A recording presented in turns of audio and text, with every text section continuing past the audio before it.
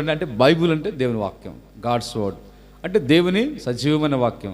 అంటే దేవుని వాక్యం అనే పరిశుద్ధ గ్రంథము, దేవుని వాక్యం ముందు ఈ లోకములో ఉన్న గ్రంథములు, పుస్తకములన్నీ కూడా అవి పరిగెత్తుకుంటూ వచ్చి బైబిల్ గ్రంథం ఎదుట ఏం చేస్తాయంట, సాగిల పడతాయని సర్ ఐజక్ న్యూటన్ అనే సైన్స్ పితామహుడు, ప్రపంచంలో గొప్ప శాస్త్రవేత్త ఆయన, మరి నోబెల్ బహుమతి పొందిన గొప్ప శాస్త్రవేత్త. ఇలాంటి శాస్త్రవేత్త బైబిల్ గురించి, దేవుని వాక్యం గురించి చెప్పినాడు. కాబట్టి చాలామంది తెలియక వాళ్ళు అమాయకులై అలాగను. మరి సర్ ఐజక్ న్యూటన్ శాస్త్రవేత్తే ఆ సాక్ష్యం ఇచ్చాడంటే మనం అర్థం చేసుకోవాలి బైబిల్ ఎంత గొప్పదో మన పరిశుద్ధ గ్రంథం. కనుక గమనిస్తే ఇక్కడ దేవుని వాక్యంలో నుండి మనం చూస్తే ఇక మనం భాగముగా చదువుకున్న భాగానికి వస్తాం. చదవండి. 19వ అధ్యాయం 6-7 కలిసిన చివరిలో ఉంటుంది.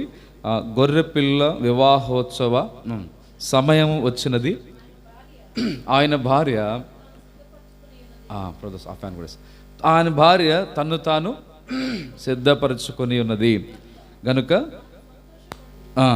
ఉత్సహించి ఆయన మహిమపరచదమని చెప్పగా వింటుంది. చాలు. ఇక్కడ మనం గమనిస్తే చూద్దాం, అక్కడ రాయబడిన మాట చూస్తే గొర్రెపిల్ల వివాహోత్సవ సమయం. ఈ సమయం గురించి